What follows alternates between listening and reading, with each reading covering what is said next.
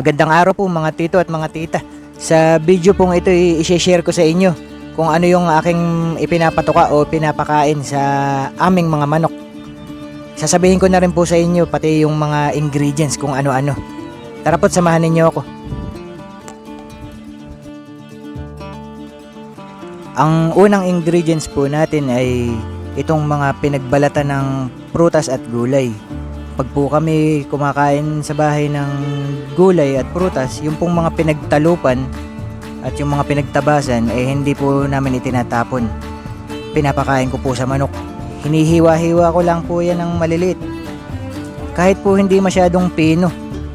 Basta po hiwain nyo lang po ng maliliit na konti para hindi na masyadong mahirapan yung mga manok sa pagtuka. Ito pong mga pinagtabasan ng gulay at prutas masustansya po kasi ito. Kaya malaking tulong po ito sa ating mga manok. At gustong gusto rin naman nila.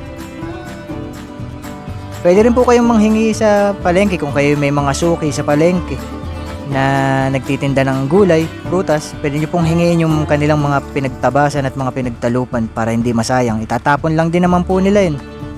Hingin nyo na lang po at ibigay ninyo sa inyong mga alagang manok. Isama nyo po sa patuka. Yan, hiwa-hiwa lang ng maliliit. Kahit po anong prutas tsaka gulay yan, pwede. Huwag lang po yung bulok na.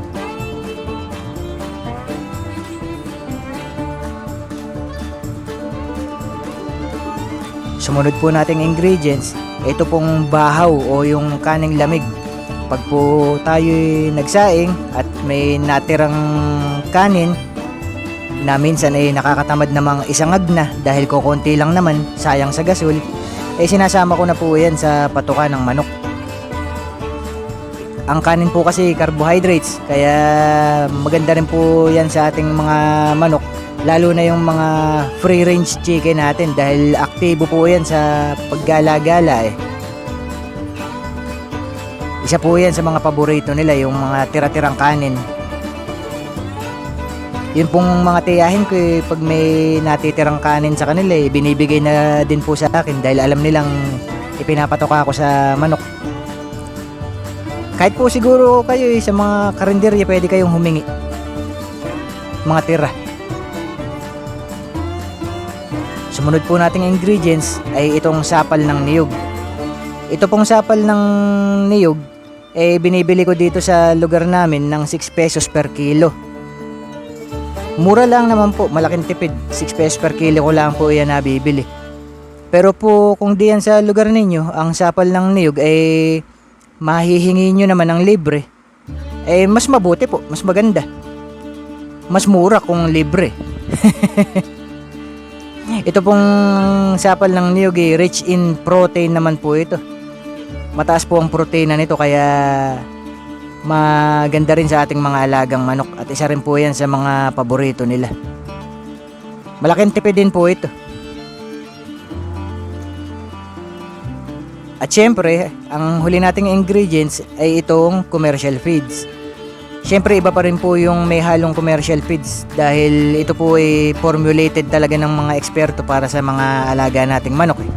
Kumbaga balanse po ang sustansya nito. Kaya maganda sa kanila. Ito pong sa akin, mixture po ito ng darak o yung rice bran at durog na mais o yung corn crumbles. Tama ba? Corn crumbles, yun po. Yun po kasi ang mura.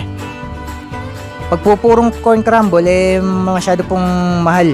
Kaya po hinahaluan ko talaga ng darak. Tapos ayun po, lahat po ng napag-usapan natin yung ingredients kanina.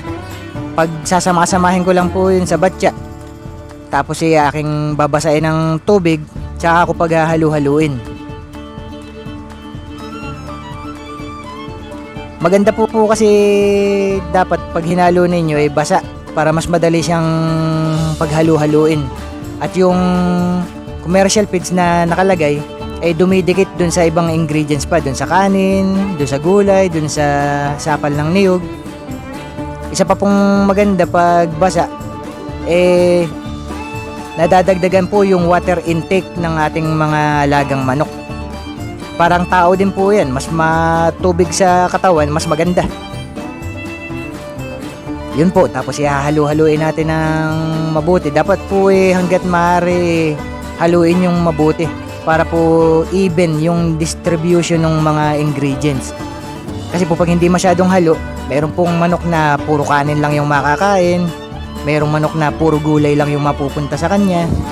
Kaya po maganda haluin nyo pong mabuti para even yung distribution ng mga ingredients para lahat po matikman ng bawat manok na bibigyan ninyo. Yung ganun lang po, mamasa-masahin lang. Hahalu-haluin. Napakadali. Ito po yung ratio, hindi na ako masyadong particular sa ratio para hindi na masyadong komplikado. So far naman po maganda naman po ang epekto sa aming mga manok. Yung iba po kasi sukat na sukat talaga. Sa amin po hindi naman. Ayun po mga tito, mga tita.